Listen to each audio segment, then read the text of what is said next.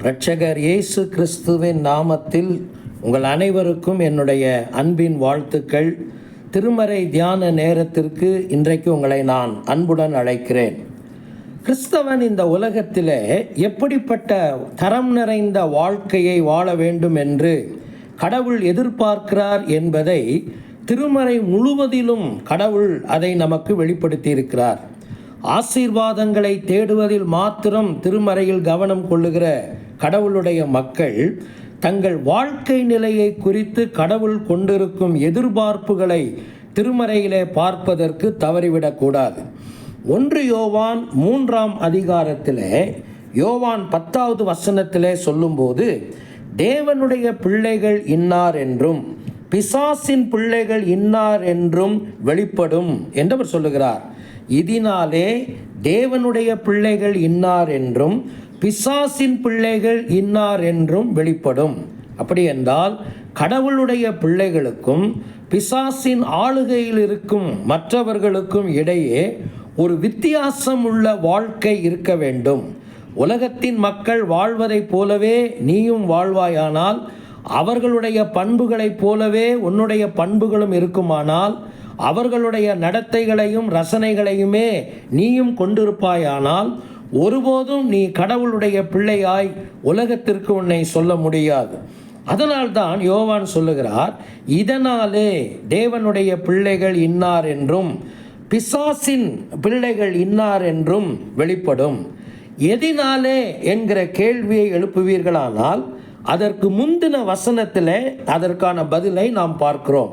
9வது வசனம், 1 யோவான் 3:9, தேவனால் பிறந்த எவனும் பாவம் செய்யான், ஏனெனில் அவருடைய வித்து அவனுக்குள் தரித்திருக்கிறது, அவன் தேவனால் பிறந்தபடியினால் பாவம் செய்ய மாட்டான். பதில் என்ன நமக்கு? தேவனுடைய வித்தை ஒரு கடவுளுடைய பிள்ளை தனக்குள்ளே கொண்டிருப்பதினாலே அவன் வித்தியாசத்தை ஏற்படுத்துவான். இந்த வித்து என்கிற வார்த்தைக்கு அர்த்தம் என்ன? இயல்பு என்று அதை நீங்கள் புரிந்து கொள்ளலாம், பண்பு என்று அதை புரிந்து கொள்ளலாம். அப்படியானால் அதை நீங்கள் இப்படி படிக்கலாம். 9வது வசனத்தை, கடவுளுடைய பண்புகள் அவனுக்குள் அல்லது இயல்புகள் அவனுக்குள் தரித்திருக்கிறது என்று நீங்கள் அதை புரிந்து கொள்ளலாம். எந்த மனிதன் பாவத்திற்கு விரோதமான தன்னுடைய போராட்டத்தை அவன் வெளிப்படுத்துவான்? பாவத்தை எதிர்த்து நிற்கும் பலன் யாருக்கு இருக்கிறது? பாவத்தை அருவருக்கிறவன், பாவத்தை அசுத்தமாக நினைக்கிறவன் யாராக இருக்க முடியும்? நிச்சயமாக அவன் கடவுளுடைய பண்பிலே பங்கு பெற்றவனாக இருக்க முடியும். தேவனுடைய இயல்புகள் திருமறை முழுவதிலும் நமக்கு சொல்லப்பட்டிருக்கிறது. அந்த இயல்புகள் எல்லாம் வித்தாக நமக்குள்ளே இருக்கிறது. கிறிஸ்தவ வாழ்க்கையின் அஸ்திபாரமே ஒரு மனிதன் கடவுளுக்குள் வரும்போது கடவுளுடைய இயல்புகளினால் கடவுள் அவனை நிறைக்கிற வாழ்க்கைதான். அவர் எப்படிப்பட்டவராக இருக்கிறாரோ அதே போன்ற பண்பை நானும் உடையவராக இருப்பது. ஒருவேளை என்னுடைய வாழ்க்கையிலே கடவுள் பரிசுத்தமானவர் என்று நான் புரிந்திருப்பேன் என்றால், அந்த பரிசுத்தத்தை என் வாழ்க்கையிலே நான் ஏற்றுக்கொள்வது. அவரை நீதி உள்ளவராக திருமறை எனக்கு சொல்லுகிறது என்றால், அவருடைய நீதியை நானும் ஏற்றுக்கொள்வது. அவரை போலவே என்கிற ஒரு வாழ்க்கையைத்தான் இந்த உலகத்திலே பின்பற்றுவதற்கு நான் அழைக்கப்படுகிறேன். இந்த காலை நேரத்தில் உங்களுடைய வாழ்க்கை நிலையை ஆராய்ந்து பாருங்கள். ஆண்டவரோடு இருக்கிற கிறிஸ்தவ உறவுகளிலே வித்தியாசத்தை உங்களால் ஏற்படுத்த முடிகிறதா?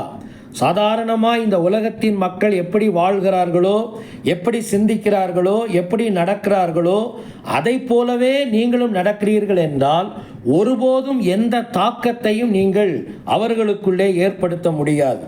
தேவனுடைய பிள்ளை என்கிற வித்தியாசத்தை நீங்கள் ஏற்படுத்த வேண்டுமானால் தேவனுடைய இயல்புகளினால் நீங்கள் நிறைந்திருக்க வேண்டும்.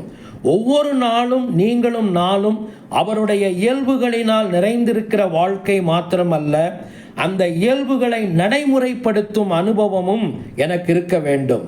இதை நான் தவற விட்டு விடுவேன் என்றால், அங்கே யோவான் சொல்லுகிற விதமாக அவன் பாவத்திலே தொடருவான். பாவம் செய்யான் என்கிற வார்த்தை பாவத்திலே ஒரு மனிதன் விரும்பி தொடரும் நிலையை குறிக்கிற ஒரு வார்த்தையாகும். பாவத்திலே நீங்கள் விரும்பி தொடர்வதற்கு இது ஒரு அடித்தளமாக அமைந்துவிடும். உங்களுடைய நிலையை இந்த உலகத்திலே நீங்கள் உணர்கிறீர்களா? கடவுளுடைய பிள்ளையாக இந்த உலகத்திலே உங்களுடைய வித்தியாசத்தை நீங்கள் உறுதிப்படுத்தி இருக்கிறீர்களா?